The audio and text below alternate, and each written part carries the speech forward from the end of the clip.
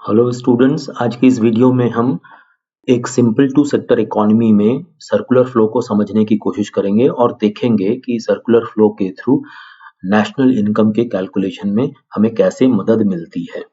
तो आइए चलिए फटाफट आगे बढ़ते हैं। चलिए हमेशा की तरह पहले मैं एक एग्जांपल लेता हूँ। मान लिया जाए कि किसी इलाके में एक कम्युनिटी रहती है। उस जगह पर कोई एक व्यक्ति किराए पर बिल्डिंग लेकर के एक फैक्ट्री स्टैब्लिश करता है।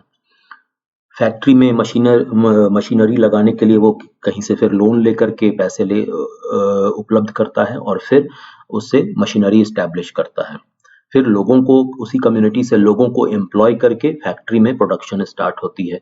फैक्ट्री में जो भी प्रोड्यूस होता है तो उस प्रोडक्शन प्रोसेस के वजह से लोगों को प्रोडक्शन के अंत में फिर वो पेमेंट की जाती है। यानी कि जो भी लेबर वहां लगी हुई है फैक्ट्री में उसे वेजेस मिलती है।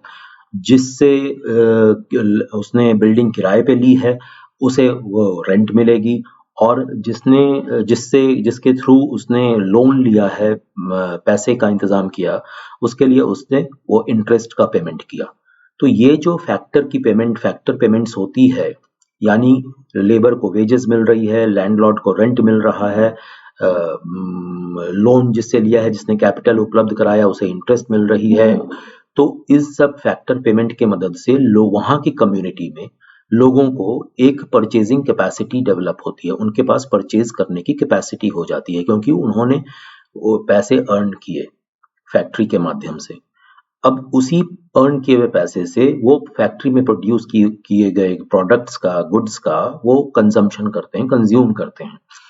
इस कंजम्पशन में वो जो भी इनकम होती है वो उस पर स्पेंड करते हैं, जो फैक्ट्री को वापस जाती है। उससे इंटरप्रेन्योर का, यानी कि जिसने फैक्ट्री स्टैब्लिश की है, उसका अपना प्रॉफिट निकलता है, उसे वो प्रॉफिट की पेमेंट होती है। तो इस तरीके से ये प्रोसेस अगर चलता रहता है तो फिर से प्रोडक्शन होगी, फिर से फैक्टर पेमेंट होगा, फिर से फैक्टर पेमेंट होने की वजह से परचेजिंग कैपेसिटी लोगों के पास आएगी और परचेजिंग कैपेसिटी के वजह से लोग कंज्यूम करेंगे। यानी कि फैक्ट्री में जो भी गुड्स तैयार हो रहा है उसे वो कंज्यूम करते हैं, जिसके लिए वो स्पेंड करते हैं, एक्सपेंडिचर होती है हाउस होल्ड्स के द्वारा। ये पूरा इस तरीके से प्रोसेस एंडलेसली चलता रहता है। तो हम ये देख रहे हैं कि यहाँ पे प्रोडक्शन और कंजम्पशन जो है वो इंट्रिकेटली लिंक्ड है, एक दूसरे से जुड़ी हुई है। जो प्रोड्यूस हो रहा है उसी कम्युनिटी में कंज्यूम हो रहा है। और जो फैक्ट इनकम हो रही है वो फैक्टर ऑफ पेमेंट के रूप में सभी को डिस्ट्रीब्यूट की जा रही है उसी कम्युनिटी में।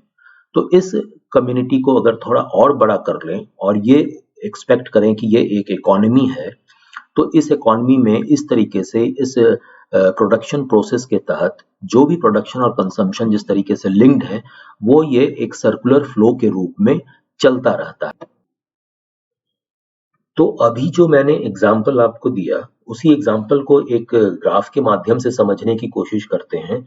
सामने आप ग्राफ में जैसा कि देख भी पा रहे हैं कि एक तरफ ये फर्म्स है, एक तरफ हाउस होल्ड्स है। क्योंकि ये एक सिंपल इकोनॉमी है, टू सेक्टर इकोनॉमी है, जिसमें एक तरफ फर्म्स होती है, एक तरफ हाउस होल्ड्स होती है। हाउस होल्ड्स के द्वारा लेबर उपलब्ध कराई जाती है फर्म्स को, और लेबर उपलब्ध होने से गुड्स एंड सर्विसेज प्रोड्यूस होते हैं फर्म्स के अंदर। ये जो लेबर प्रोड्यूस हो रही है या जो फैक्टर्स यूज किया जा रहा है, सिर्फ लेबर ही नहीं बल्कि वहां पे बिल्डिंग यूज की जा रही है, मशीनरी के लिए कैपिटल यूज की जा रही है। तो इन सभी का के एवज में यहाँ पर पेमेंट किया जाता है हाउस होल्ड को। तो ये जो पेमेंट होता है फर्म्स के द्वारा, जैसा कि आप देख रहे हैं दूसरे फ्लो में, नीचे वाले फ्लो में, वो इनकम के रूप में हाउस होल्ड्स को जाता है। किस रूप में? लेबर के लिए वेज जाएगा, बिल्डिंग के लिए रेंट जाएगी, लोन के लिए इंटरेस्ट जाएगा। तो इस तरीके से तो ये जो पेमेंट होती है तो वो उनकी हाउस होल्ड्स की इनकम होती है। अब इस इनकम के वजह से ये जो इनकम पे हुई हाउस होल्ड्स के पास, तो उनके पास एक परचेजिंग कैपेसिटी आ गई। हाउस होल्ड्स जो भी गुड्स एंड सर्विसेज फर्म्स में प्रोड्यूस हो रही हैं, कैसे प्रोड्यूस हो रही है? इन हाउस होल्ड्स के द्वारा प्रोवाइडेड लेबर के वजह से इन हाउसहोल्ड्स के द्वारा प्रोवाइडेड फैक्टर्स ऑफ प्रोडक्शन की वजह से, जिसमें सिर्फ लेबर नहीं बल्कि रेंट भी है, कैपिटल लोन भी है, ये सब चीजें भी है। तो ये जो गुड्स एंड सर्विसेज प्रोड्यूस हो रही हैं फर्म्स के द्वारा, ये इसी कम्युनिटी में हाउस होल्ड्स के द्वारा, सभी के द्वारा कंज्यूम की जा रही हैं। और इस कंजम्पशन प्रोसेस में इनकम जो है वो हाउस होल्ड स्पेंड करती है, उनके द्वारा एक्सपेंडिचर होता है, कंजम्पशन एक्सपेंडिचर, जो फर्म्स को जाता है। फर्म्स के बाद जो फिर इनकम आती है, तो वो इनकम वो फिर से लेबर हायर करती है, हाउस होल्ड्स के द्वारा फैक्टर्स ऑफ पेमेंट को एम्प्लॉय करती है, और वो गुड्स एंड सर्विसेज प्रोड्यूस करती है। वो गुड्स एंड सर्विसेज फिर से हाउस होल्ड्स के पास आता है। कैसे आता है? ये इस इनकम के जरिए। और ये इनकम कहाँ से आ रही है?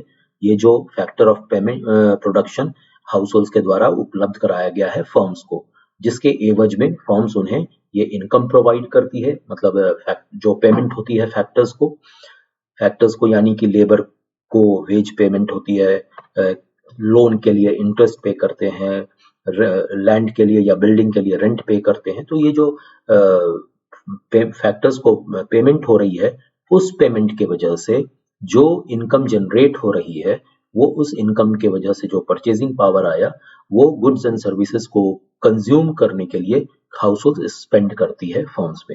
तो ये टू सेक्टर इकोनॉमी में, जहां पे एक तरफ फर्म्स है और एक तरफ हाउस होल्ड्स हैं, ये प्रोडक्शन और कंजम्पशन का प्रोसेस निरंतर चलता रहता है, नॉन स्टॉप। और इसके वजह से ये इनकम एंड एक्सपेंडिचर, एक तरफ इनकम और दूसरी तरफ एक्सपेंडिचर, एक तरफ ये एम्प्लॉयमेंट लेबर का और दूसरे फैक्टर्स का, और एक तरफ ये कंजम्पशन गुड्स एंड सर्विसेज का, ये जारी रहता है निरंतर। और इसी वजह से इसमें एक जो और खास बात जानने की है कि वो ये अज्यूम किया जाता है इस टू सेक्टर इकोनॉमी में कि जो ये, क्योंकि ये टू सेक्टर इकोनॉमी है, तो यहाँ पे ये ध्यान में रखने की बात है, ये अज्यूम किया जाता है कि कोई गवर्नमेंट सेक्टर यहाँ पे नहीं है, और चूंकि गवर्नमेंट सेक्टर नहीं है तो कोई टैक्स भी नहीं लग रही है, और कोई टैक्स हाउस होल्ड किसी तरीके से पे नहीं कर रही है, और जो भी प्रोड्यूस किया जा रहा है वो कंज्यूम कर लिया जा रहा है। तो ये कुछ एजम्पशन हैं जो कि यहाँ पे ध्यान में रखने पड़ते हैं। तो अभी जैसा मैंने कहा कि जो इस सर्कुलर फ्लो में, जो ये सिंपल इकोनॉमी में, टू सेक्टर इकोनॉमी में कुछ एजम्पशंस हैं, वो मेनली दो तीन तरीके के हैं। जैसे कि कोई गवर्नमेंट नहीं है, कोई गवर्नमेंट सेक्टर नहीं है, तो गवर्नमेंट नहीं है तो वहां पर कोई टैक्स नहीं पे किया जा रहा है, और जो भी प्रोड्यूस किया जा रहा है वो कंज्यूम हो जा रहा है, और इस वजह से हाउस होल्ड जो है वो कुछ भी सेव नहीं करती है, यानी जो भी उसका इनकम है वो कंजम्पशन पे खर्च हो जाता है, कोई भी सेविंग नहीं है, सेविंग जीरो है। और न ही वो कोई इंपोर्टेड गुड्स को कंज्यूम करते हैं, और न ही कोई एक्सपोर्ट होता है। तो ये कुछ बेसिक एजम्पशन है जिसके बारे में अभी मैंने पहले भी चर्चा की थी, और इन एजम्पशंस को यहाँ पे ध्यान में रखने की जरूरत है। चूंकि जो भी प्रोड्यूस हो जा रहा है वो कंज्यूम हो जा रहा है, और हाउस होल्ड कुछ भी सेव नहीं कर रही है, तो इसका मतलब ये है कि जो एग्रीगेट कंजम्पशन है वो एग्रीगेट एक्सपेंडिचर के बराबर है, क्योंकि जो भी इनकम आ रहा है वो स्पेंड हो जा रहा है क्या चीज में? कंजम्पशन में। तो यहाँ पे कंजम्पशन और एक्सपेंडिचर को हम इक्वल मानते हैं कि जो भी एग्रीगेट कंजम्पशन होगा कम्युनिटी का, वही एग्रीगेट एक्सपेंडिचर भी होगा कम्युनिटी का।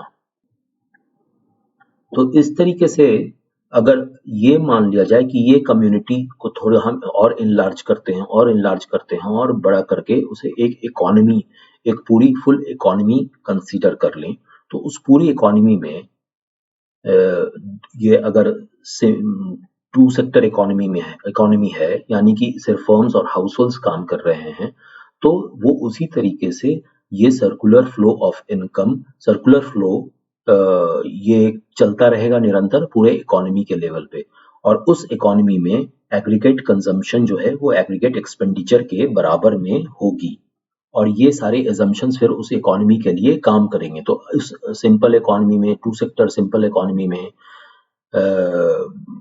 इकोनॉमी के लेवल पे ये सब एजम्पशंस को लेते हुए अगर हम ध्यान दें, तो यहाँ पर वो सर्कुलर फ्लो निरंतर चलता रहता है, और वहां पे कंजम्पशन और एक्सपेंडिचर सेम होती है।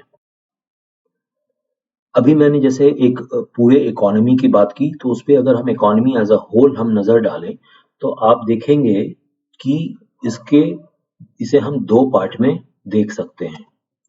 एक तो ऊपर का हिस्सा जो है वो गुड्स एंड सर्विसेज का मार्केट, यानी जो फर्म्स के द्वारा गुड्स एंड सर्विसेज प्रोड्यूस हो रही है उसे वो परचेज किया जा रहा है हाउस होल्ड्स के द्वारा एक्सपेंडिचर के थ्रू। तो ये गुड्स एंड सर्विसेज मार्केट हो गया। और ये जो दूसरा है ये फैक्टर ऑफ प्रोडक्शन मार्केट है, जो ये नीचे में है।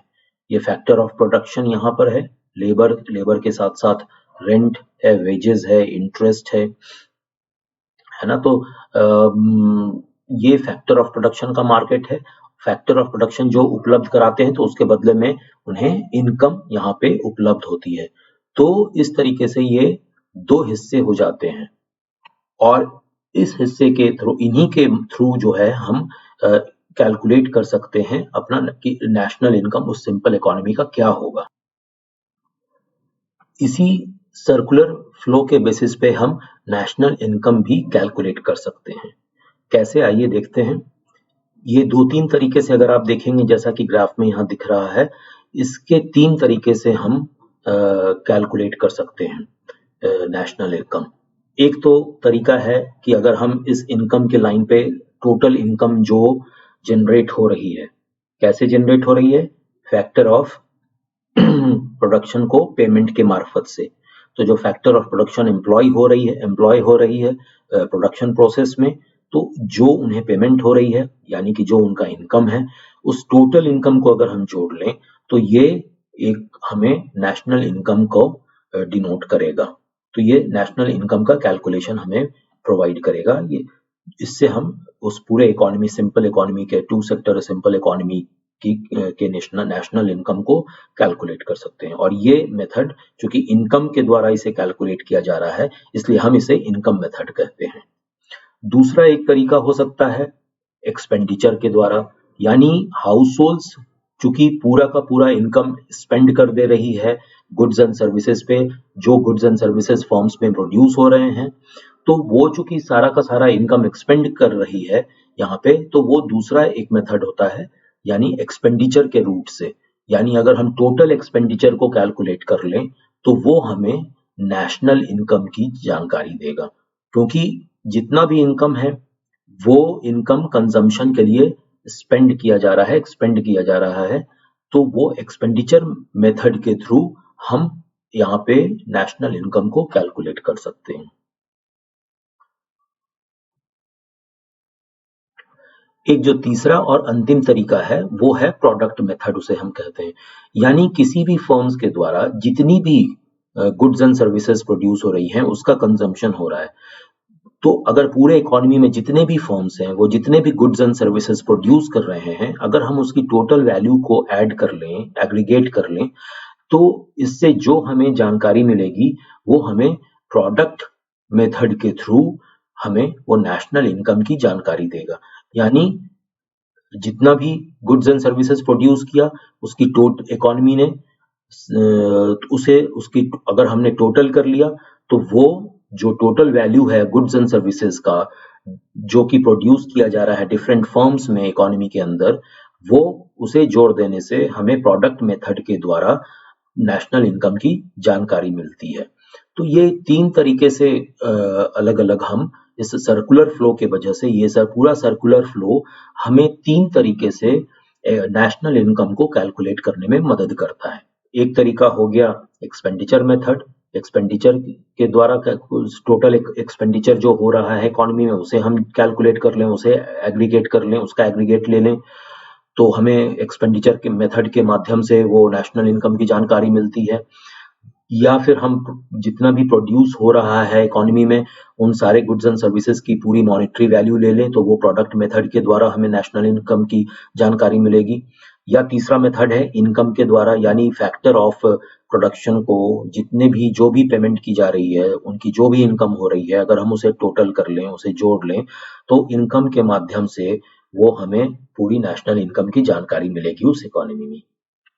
तो अभी आपने देखा स्टूडेंट्स कि इस सर्कुलर फ्लो के माध्यम से हमें नेशनल इनकम के कैलकुलेशन में कितनी आसानी हो जाती है।